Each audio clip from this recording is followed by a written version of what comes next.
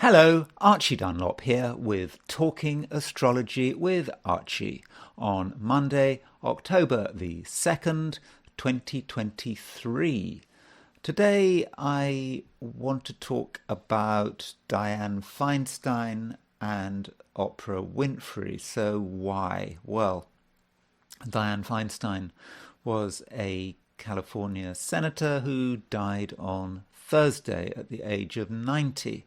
So she's in the news. Okay, I should have talked to her about her a day or two ago when she was a bit more current, but I thought I would have a quick look at her horoscope. I also wanted to talk about Oprah Winfrey. Why? Well, I haven't talked about her before. Obviously, she is an extremely successful woman.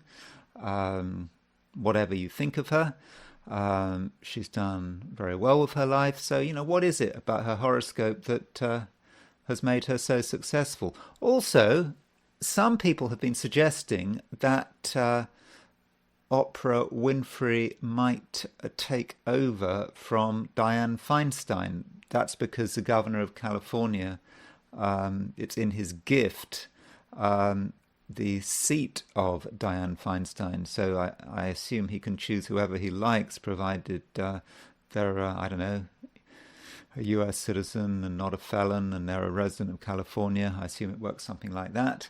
I mean, it's a kind of a dreadful thing that a governor can choose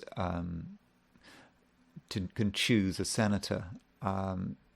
Reason being because the incumbent often has a huge advantage. So, the governor, by choosing a senator who sure has to stand for re-election at some stage, they have such a big advantage when it comes to re-election that I don't know. I see it as a distortion of the democratic process. I think it would be better to have the kind of system one has in the UK, for example, where you have a by-election as soon as possible. Of course, a by-election on a California level, all those sort of millions of voters in California, is more difficult to manage, but from a democratic perspective, it might be better. But before I look at Dianne Feinstein and Oprah Winfrey, I want to look at the astrology for today, which is Monday, October the 2nd, 2023. So here is the chart for today. So you can see that at noon, October the 2nd, 2023, New York time, that the moon is in Taurus. And the moon is in Taurus all day, unless you're in, I don't know if you're in Hawaii or the Pacific coast of the US or Alaska, then you will see the moon going into Gemini right at the end of the day. I haven't got the times for Alaska and Hawaii, but if you're in Los Angeles or Portland, Oregon or Seattle, at 10:03 on Monday evening, the moon moves into Gemini. You probably won't really be able to take advantage of that, particularly, at least from my observations, that people in America go to bed earlier than they do in the UK. So probably by 10:03, you're winding down. But if you are a night owl, maybe at 10:03 p.m. and you're in Los Angeles or Seattle, you might suddenly have a blast of energy and inspiration. Except the fact the moon is going straight to a square of Saturn. But if you are on the Pacific Northwest or California, you might notice a change. Or I mustn't forget British Columbia in Canada. Same thing applies. You might notice a change at 10:03 p.m. Things sort of become a little more active. So as far as the moon is in Taurus is concerned, it makes a conjunction to Uranus, and it makes a trine to Mercury. I think this is good. It provides a bit of excitement. We can we can have some really good ideas, particularly for making money, because Moon is in Taurus, is an Earth sign.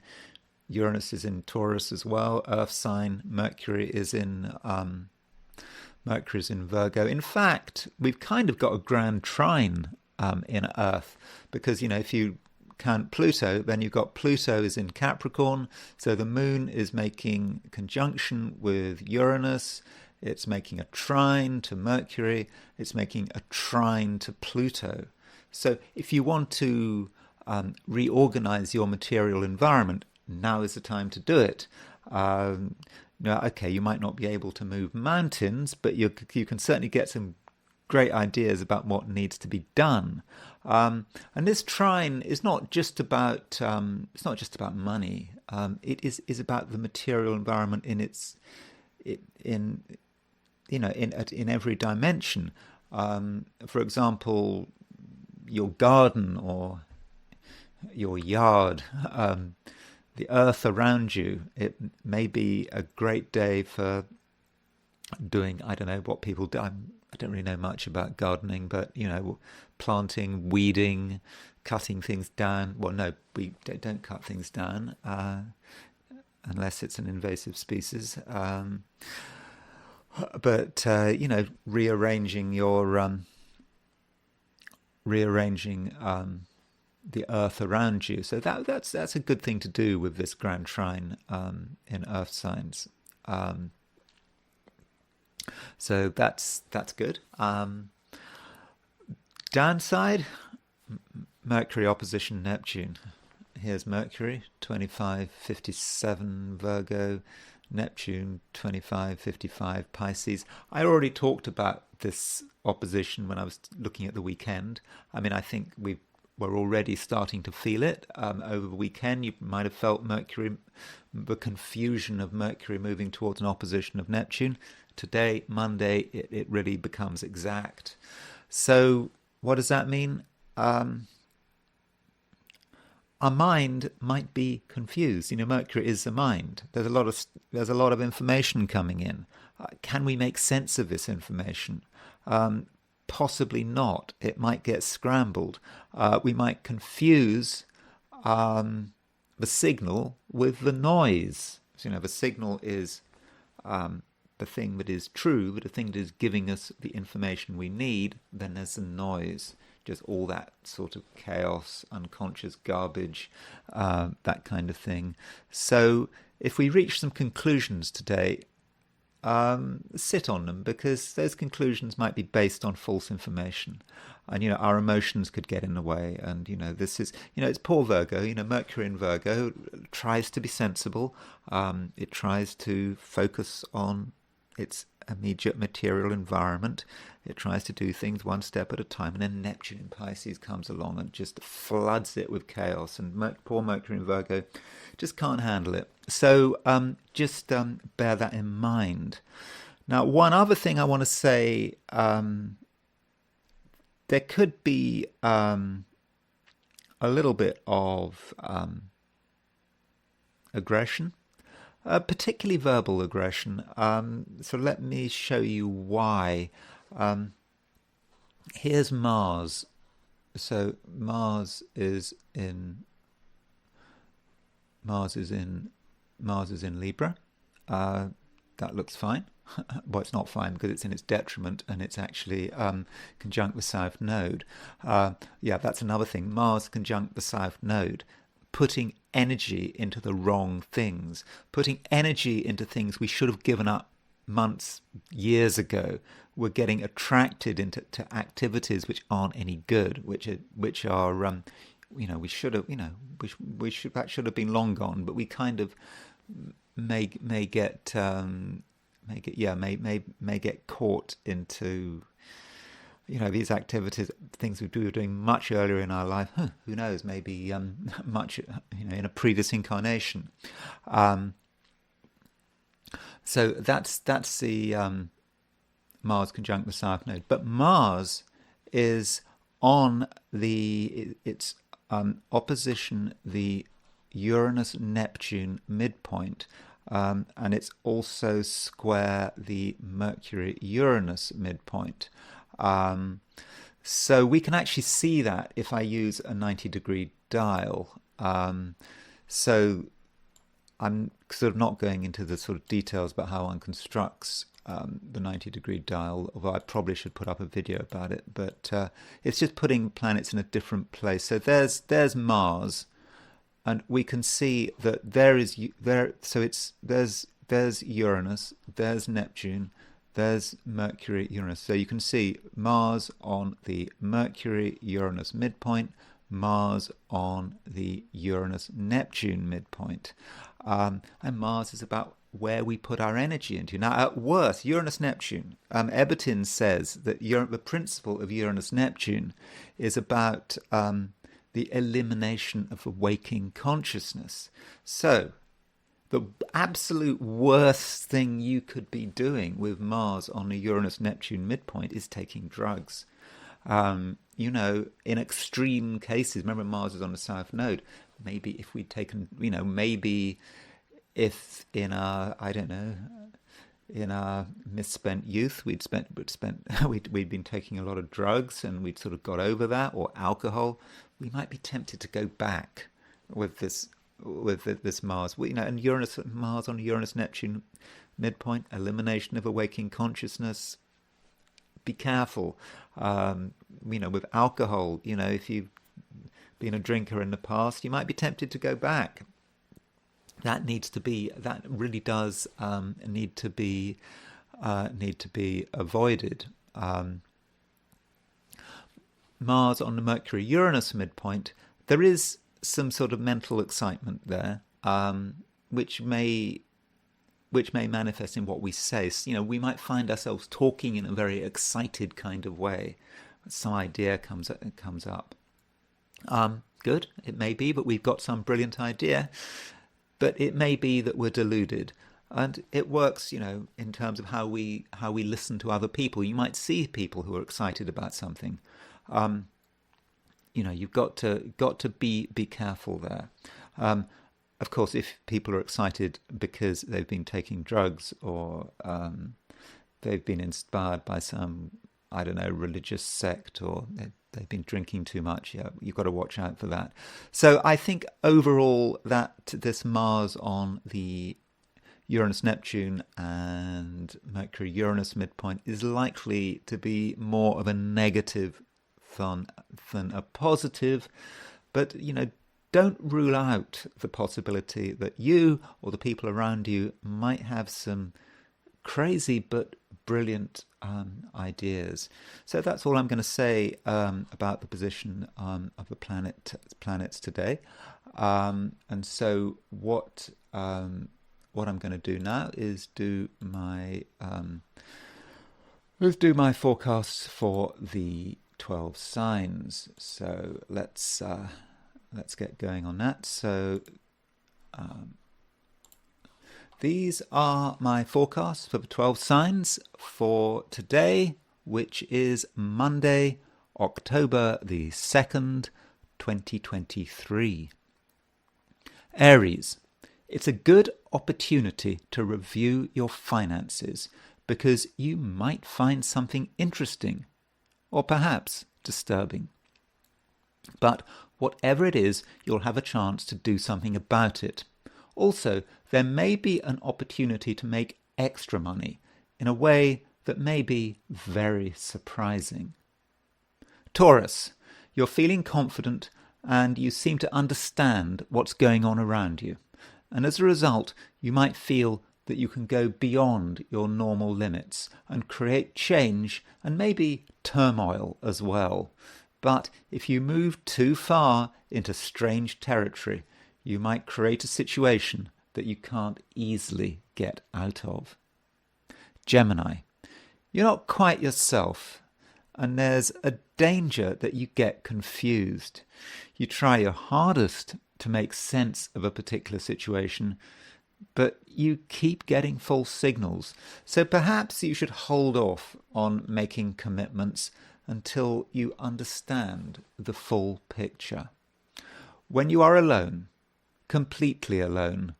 The thoughts and inspirations come flooding in. Cancer. You can be a maverick when you want to be, bucking the trend and doing what no one expects. This is especially the case in your social life, when you can surprise your friends with words and behaviours that might be, somewhat shocking. But overall, the things you say are very intelligent, and I think in most cases they'll achieve the desired results. Leo, you feel that it's time to move, to really get things done, and you won't be in the mood for hanging around and doing nothing. Though the things you suggest might, in some cases, run into resistance, so you must be prepared for that. For some people, or should I say for some Leos, it might seem like too much like hard work. But, think about it. You've got things you want to do, and now might be the time to do it. In terms of money, your ideas are very convincing, and it's a good day for Leos to try selling things. Virgo, another day when it might be best to concentrate on spiritual and philosophical issues. You're open to big ideas, and you can start seeing the world in a new light. But if you get involved in material issues, for example, relating to business, career and finance, you could make some serious miscalculations. Libra. The facts come together slowly. Then everything happens at a rush. You research, you read, you watch, and all the while you are picking up new information. Some of it is factual, but often it's working on an emotional level. And once you understand the truth, you must use it in the right way. Scorpio. Today there could be some surprises, people not following the plan, even creating their own rules as they go along. You're not happy with the situation, but you have to understand that human nature is often a random walk. On the plus side, relationships could be exciting, and new contacts could bring new opportunities. Sagittarius, you know where you want to go, and you might even have a plan. But you do need to consider alternatives, because current plans may rely on things that are intrinsically unstable. On the other hand, if there is flexibility in the system, you can make excellent progress, and your good judgment will get you new friends. Capricorn. You're surprisingly relaxed today, and you'll have a sense of fun. So probably the definition of a successful day is a day when you can enjoy yourself, and ideally you'll bring other people into your orbit. This might seem strange for a Capricorn, especially on a Monday, but the older Capricorns get, the younger they become. Aquarius. You don't have to be where the action is. You can watch from afar, or even sit back and let other people tell you what's going on. Also, you don't want to be confused by trivialities. Everyone focusing on the wrong things, and your intuition not being given a chance to work on the things that really matter. Pisces. If you're driving or cycling, be careful. Your concentration may not be perfect, and you might be tempted to do something stupid. Yet you're able to communicate with great power and cause something of a stir. Don't be confused by other people.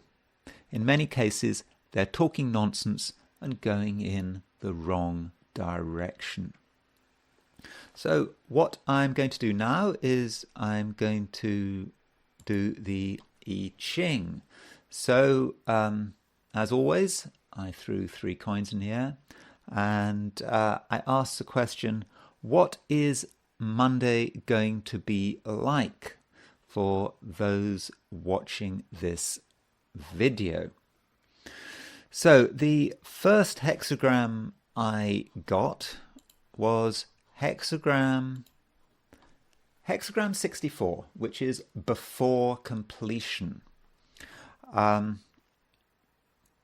So the symbol here for 64, this is the last hexagram in the book, by the way, 64, because there are a total of 64 hexagrams.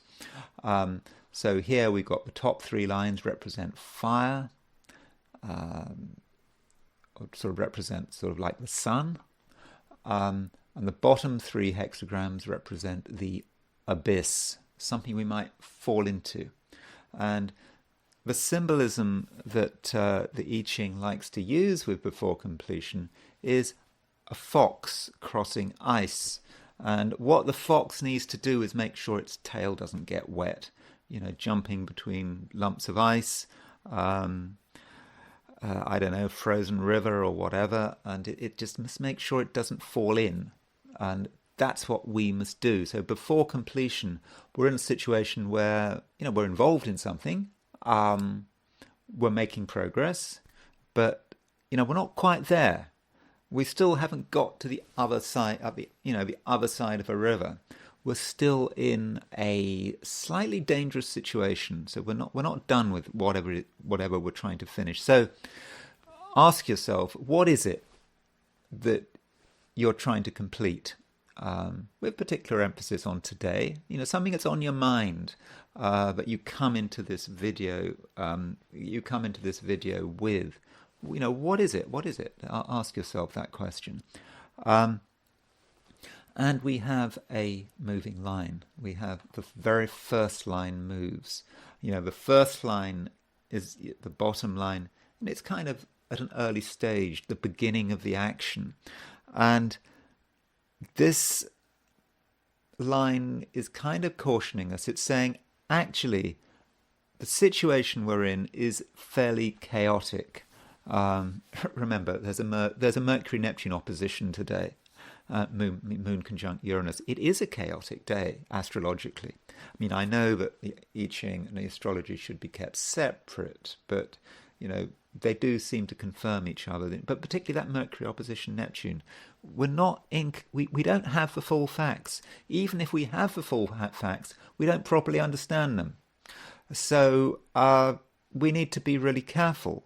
And because we're in a chaotic situation, if we try to move forward, if we try to make the completion, if we try to cross that river, if we try to move to the next, jump to the next lump of ice,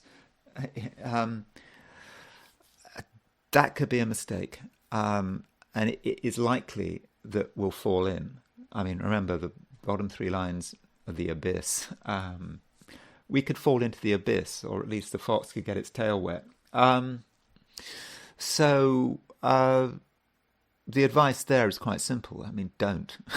Don't be in a hurry. Don't be in a hurry to complete. You don't have all the facts. Mercury's opposition Neptune. You could get really confused here and make a big mistake. So hold back. Now this hexagram completion does change because the bottom line changes from broken to unbroken. So it moves to this hexagram 38, opposition. And we're told we cannot accomplish big things. We can only deal with small effects. We are in opposition with the events around us, perhaps opposition of the people around us. If we move forward, if that fox tries to move towards the other bank, it will run into more and more opposition. It's just not going to work. And so thinking that you can actually complete something today, I really think that's a bridge too far. So we have to be aware that we are in an environment of opposition where people are not necessarily our friends, where the things we come across are going to be obstacles. Mercury opposition might kind of convince us, yes, we can deal with this obstacle, but probably not. So I would suggest with this that you pause. That's probably the best way of dealing with today. And I think that kind of chimes with the astrology, because I think that the main aspect today is Mercury opposition Neptune, and we might think we know everything, but really we don't. And and we don't want to fall into the abyss. We don't want to. The fox needs to just stay where it is, or even retreat a bit. It's going to have to wait another day before it gets to the other side of the river. So that's I Ching, and I now want to talk about the horoscope of Dianne Feinstein, who died on Thursday. So going back to the astrology. We do have a timed chart for Dianne Feinstein. So she was born on June the 22nd, 1933 at 12:44 a.m. I mean, at least this program, Kepler, I put in her name. It was already her chart came with the program. So she's part of a database that came with it, and so 12:44 a.m. and she was born in San Francisco, and I believe she's a former mayor of San Francisco. So what is it with this chart? She was born just after the solstice. So she's got her sun at 0 degrees 28 Cancer, and she's got 4 planets, okay, Pluto included, but certainly 3 of the 7 traditional planets in Cancer. So she's quite a sort of major Cancerian. With Cancerians, never underestimate a Cancerian. Don't get into fights with Cancerians. Cancerians can often outlast you. I don't know how they do it. I don't know. Cancer always intrigues me. Why is Cancer such a strong sign? Elon Musk, he's a Cancerian. Julius Caesar was a Cancerian. Alexander the Great was a Cancerian. Yeah, don't take on Cancerians unless you really know what you're doing. And that Cancer, all that stuff in Cancer, it's at the bottom of the chart. It's in a very stable part of the chart. Dianne Feinstein doesn't look like a very exciting person to me. She has no planets in fire. She has nothing in Sagittarius. Okay, she's got Aries rising. Okay, Uranus in Aries, but Uranus is a generational planet, and she's got nothing in Leo. So it's a very sort of solid, sort of quite plodding chart, but just slowly getting results. And that Venus in Cancer on the IC, that sort of grounds the chart. Yeah, I've actually got Venus in Cancer on the IC. I've no idea. I don't know. I always have issues with my Venus in Cancer on the IC. I think with Venus in Cancer, one description I came of Venus in Cancer is maudling sentimentality, being over sentimental. I have an issue with that, actually. Venus in Cancer, a bit maudling sentimentality. I am quite sentimental in my own way, but it's very much behind closed doors. I get embarrassed by sentimentality, completely embarrassed by it. But then that's probably because I'm a Gemini. But then she's got the moon in Gemini.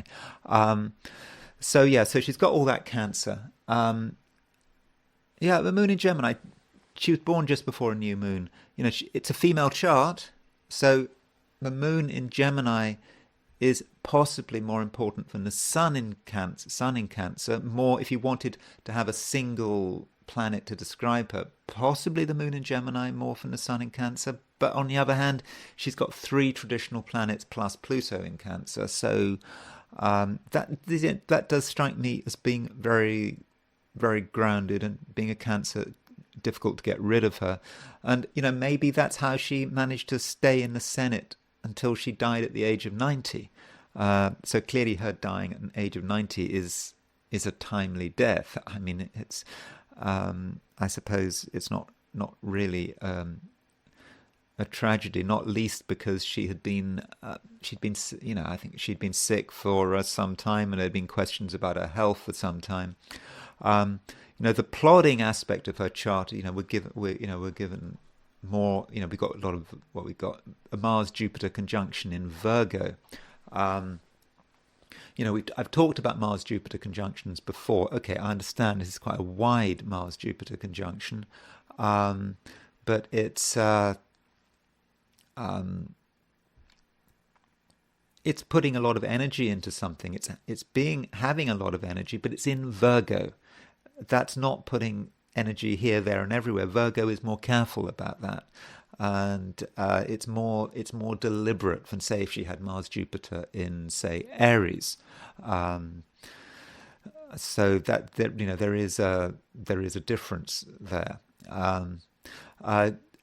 Mars, she clearly someone who's capable of being angry, though, and really demonstrating her anger. I think that Dianne Feinstein, obviously a very progressive senator,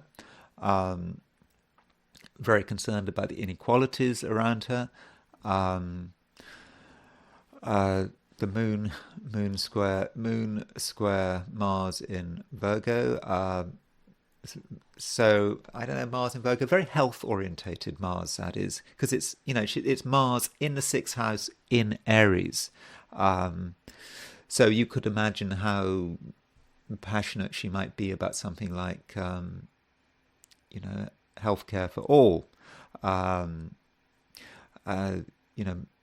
Mars in Virgo. Virgo is a planet that's kind of connected with progressiveness and socialism and the workers.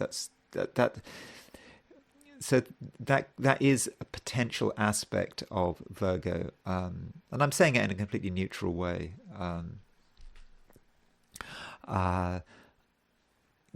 Clearly, she cares about her fellow human beings, whatever you think of her.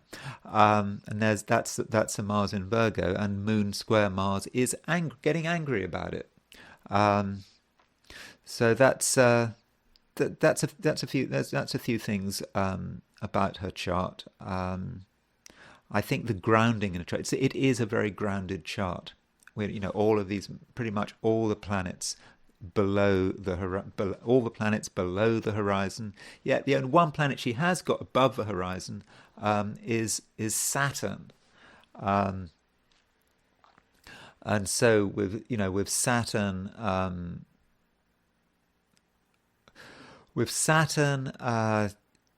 above the horizon, Saturn is in Aquarius. Okay, it might be retrograde, but it's ruler of her midheaven. It's a fairly strong Saturn, and it dominates the chart in the sense that it's a planet of sort of the maximum highest elevation, the planet which is closest to the midheaven. So that is indicative of someone who is a leader, sort of mayor of San Francisco. By the way, that Mars in Virgo, I think she did a lot with sort of trying to prevent AIDS, with the AIDS epidemic in the 1980s. I think she did a lot of work there. So that might be Mars in Virgo, where she put a lot of her energy. And of course, Mars is her ruling planet because she's got Aries rising. As far as midpoints are concerned, she has Kronos. Now, Kronos is a hypothetical planet, but Kronos is I think Kronos may be perhaps important. Let me just show you where Kronos is. Let me just. It is a hypothetical planet. There's no real evidence that it exists, but let's nonetheless put in Kronos. So Kronos is, where's Kronos? Kronos is, so there is her Kronos, and Her Kronos is semi-square, her sun moon midpoint. So when you've got a planet which is conjunct, opposition, square, semi-square, the sun moon midpoint, it may become very much a part of who you are. Kronos is about government and her association with government. Maybe with Kronos on the sun moon midpoint, she believes that government can help. Kronos also represents an older person, and here is the senator who manages to keep her who keeps her seat until she dies at the age of 90, and that may be Kronos on the sun, on a semi-square, the sun moon midpoint. So as far as when she died, why did she die when she died? Well, in terms of predicting death, if someone is 90 years old, as I said, she's been sick for some time. It is a timely death. It's not like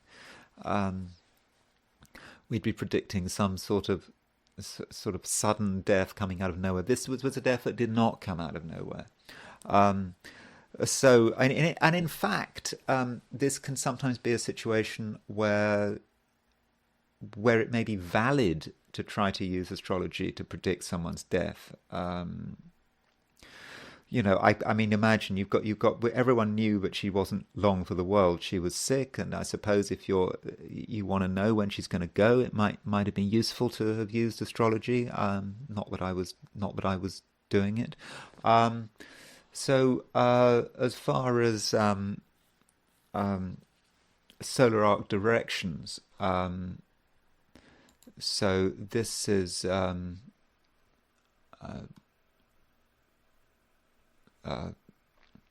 actually, this is not the solar arc. This is actually the time she died. This is not the solar arc direction. This is the positions of the planets when she died on September the 28th. I didn't know exactly when she died. I just went for 9 p.m. because I think she died on Thursday evening. I didn't find anything. I didn't think that there was anything particularly dramatic when she died.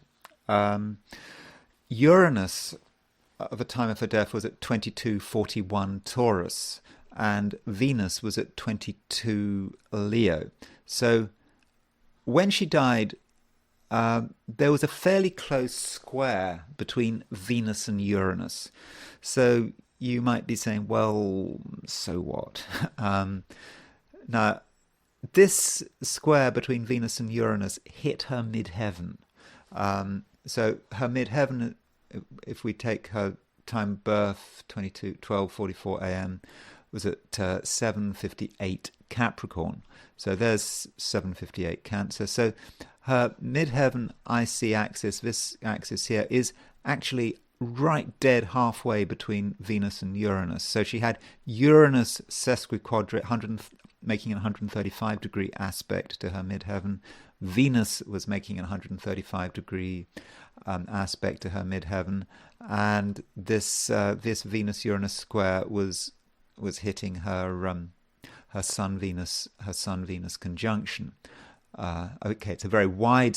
It's 16 degrees, but it was on the Sun-Venus midpoint. She has the midheaven on the Sun-Venus midpoint, and so Uranus was hitting this part of her chart. Now, what I'm describing really hasn't really much of an association with death, but maybe when you are, very sick, when you're at death's door anyway, it may be that just about pretty much any transit could be fatal. So that may be one interpretation of it. Jupiter was making a trine aspect to her Jupiter. She had Jupiter at 1554 Virgo. Jupiter was retrograde 14 Taurus. So it was rather wide, but this might sort of indicate the sort of broad time when she was going to die. Jupiter is often connected with death, particularly an easy death. So those are a few things about her transits for when she died. I did do her solar arc directions. So these are her solar arc directions. I was kind of counting 90 days after she was born. So she was born, in the summer of 1933, but we count 90 days after she was born, and that takes us to September the 20th, 1933. And so we, September the 30th, 1933, so we can solar arc direct things. What we see is that solar arc directed Venus was at 1339 Libra. And so, in other words,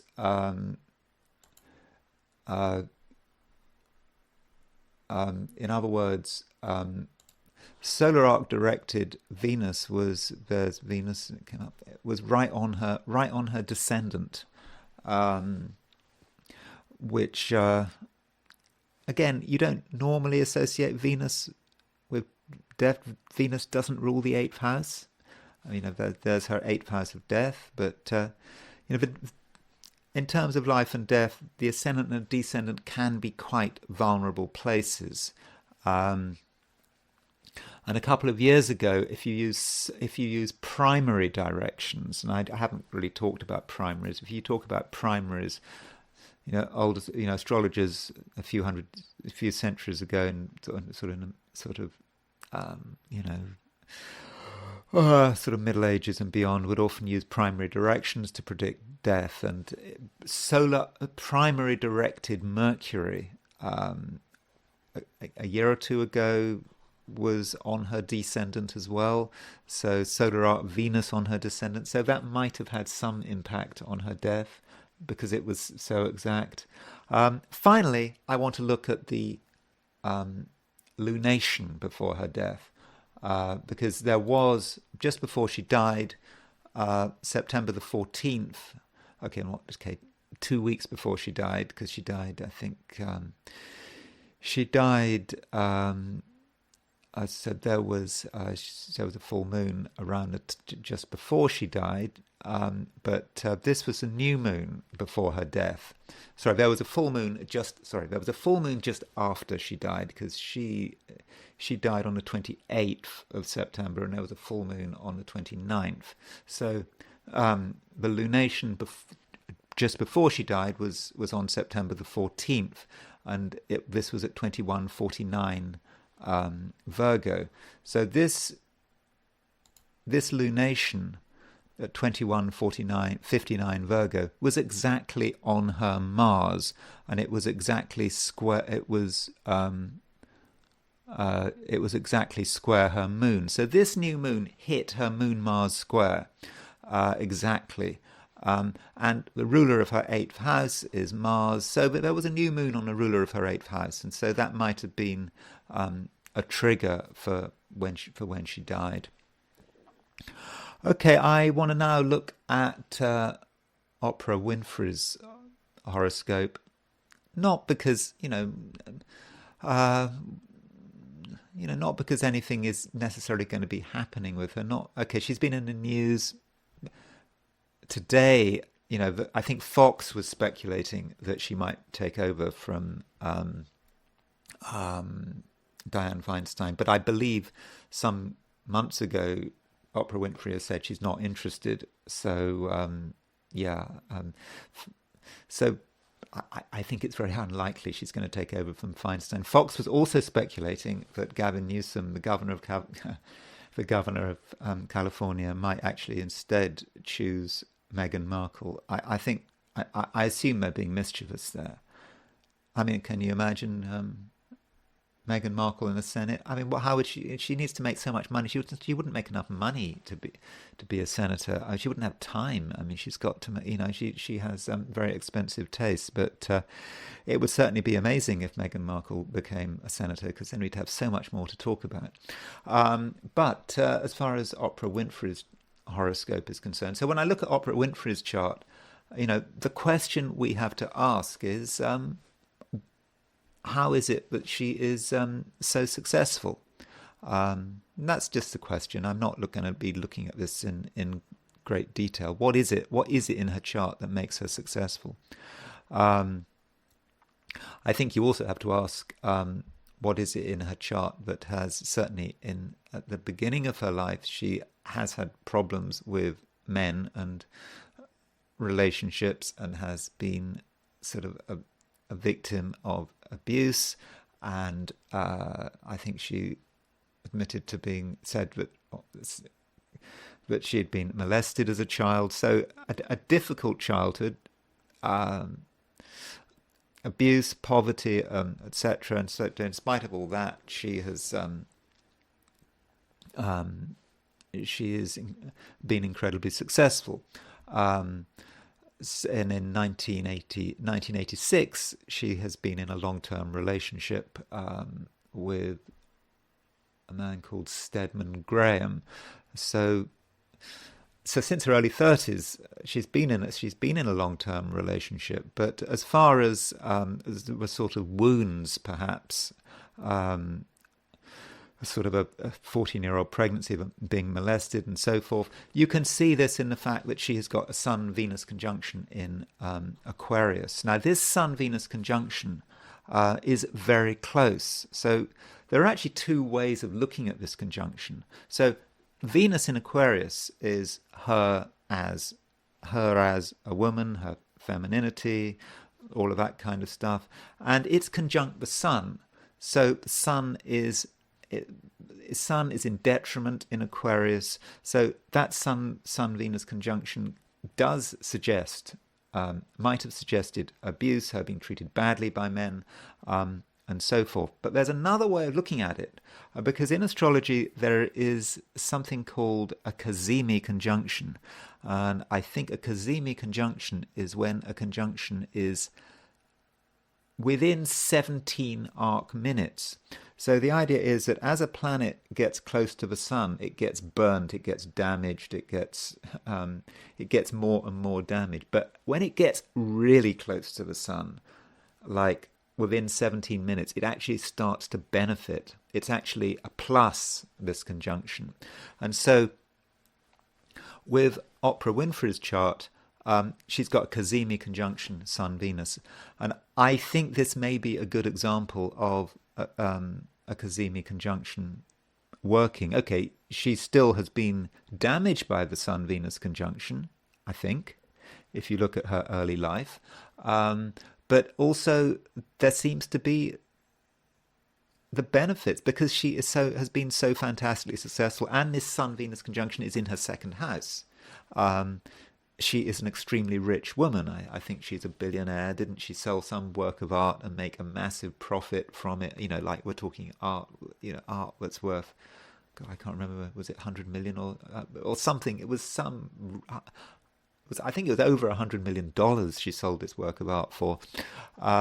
So I think that, and Sun-Venus conjunction, Venus is about dealing with the public,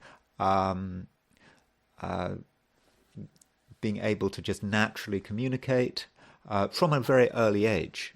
Kind of nothing could stop her. And I think that may be evidence that the Sun-Venus conjunction Cazimi, because it's so close, is actually working in her favor.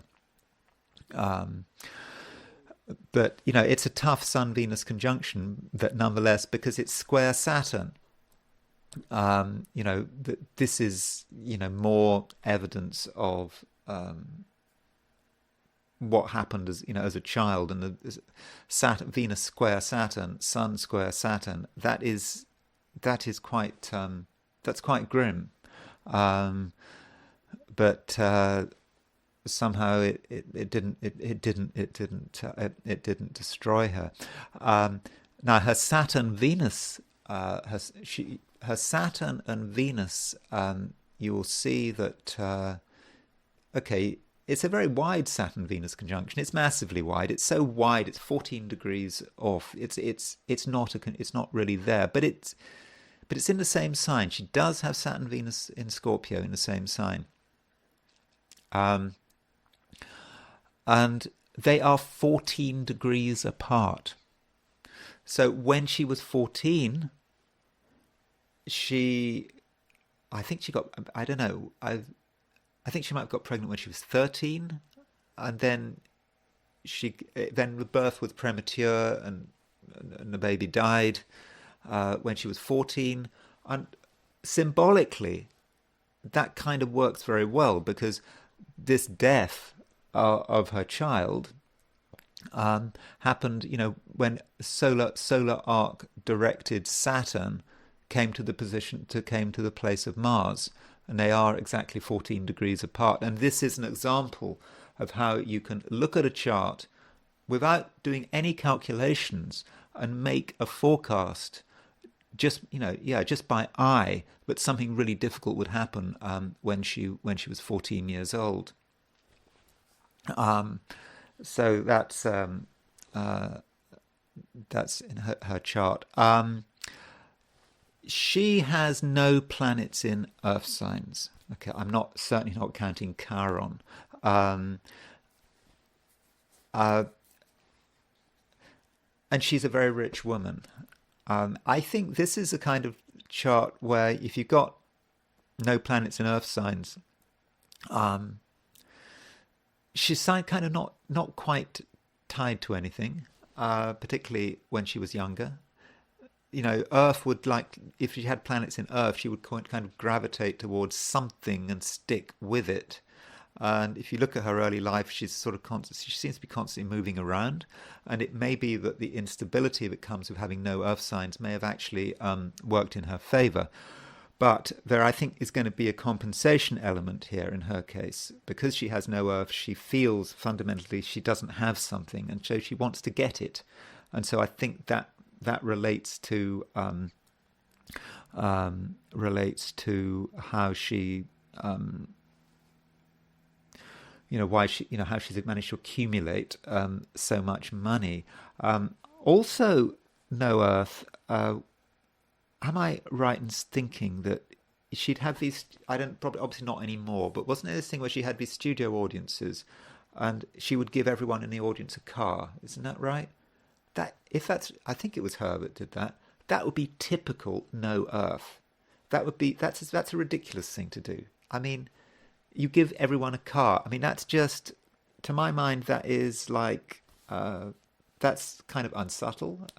It's kind of a bit gross, really, giving everyone a car. You're not really thinking it through. And I think giving everyone in the audience a car would be typical behavior of someone who doesn't have any Earth in their chart. I may have got that wrong, but I didn't look it up before this. But if it's true that she was giving everyone in the audience a car, that would be typical behavior of someone with no Earth in their chart. So as far as relationships are concerned, she's been in this long-term relationship since 1986 with a man called Stedman Graham. Now,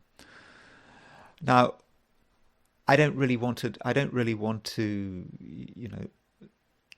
look in detail at his chart, but I think we might have a sort of a lesson here for in terms of how to compare charts and what is a good relationship between two charts. What should one be looking for? One often thinks with astrology, you get really excited about exact contacts, Venus conjunct Mars or whatever. There are contacts here.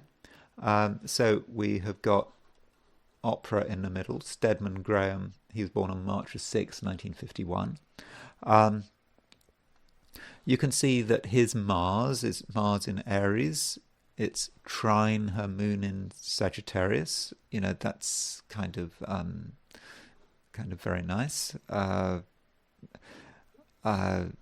But if you look, there aren't any. Okay, she's got this Sun-Venus conjunction in Aquarius, and he has got his Venus in Aries. It's making a sextile there. Now, Stedman Graham, he does have a Mars-Saturn opposition, but this Mars-Saturn opposition is, we've just said her Mars is trine her moon is trine his Mars, her moon is sextile his Saturn. So what I'm really saying is there aren't any close compulsive contacts between these two charts. There's very little exciting synastry between the charts, and that may underline the point that if you want to know what kind of relationship two charts should have in order for two people to get on well and stay together, maybe you should look for as little as possible. Where you have no synastry, where you have no planets making major aspects to one person's big aspects between two charts, that creates compulsion. It creates a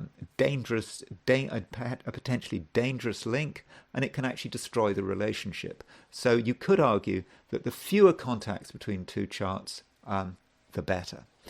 So let's go back to Oprah Winfrey's Oprah Winfrey's chart. I want to sort of finish by looking at her Mars. I think Oprah Winfrey's Mars is quite possibly the major thing in her chart. Now, I have constantly said that you'd need to look at the Sun-Moon midpoint, when you're doing a chart. I don't care if you don't know about midpoints. You need to work out what the Sun-Moon midpoint is. You need to see what planet is on the Sun-Moon midpoint. I take the view that if you don't do that, you haven't really looked at a chart properly. You do need to know what planet is on the Sun-Moon midpoint, if they're, by conjunction, square, opposition, semi-square, sesquiquadrate. I would say the same about the ascendant midheaven midpoint if you have an accurately timed chart. With Oprah Winfrey, I think her chart is pretty accurate. Okay, we don't know for sure. 4:30 is a rather round time, but you can see by eye that she's got Mars on the ascendant midheaven midpoint. The ascendant midheaven midpoint is the time and the place. It's how she reacts to the world around her, and it is Mars. It is that there is a lot of assertion there. That is a very assertive thing, and somehow she's been able to take control of that Mars. I think in a female chart, there's often the danger that a Mars will get projected, so she'd be attracting aggression through the men she comes into contact with as a negative. But in this case, it seems that she's in control of that Mars, and that Mars is square Pluto. So that Mars square Pluto, she wants to be in control, and that Mars-Pluto square. So Pluto is square the ascendant midheaven midpoint. So she's got Mars and Pluto on the ascendant midheaven midpoint. And I think that would that gives her, I would have said, an enormous amount of strength, an assertion, and she wants to be in control. She really is quite controlling. So that's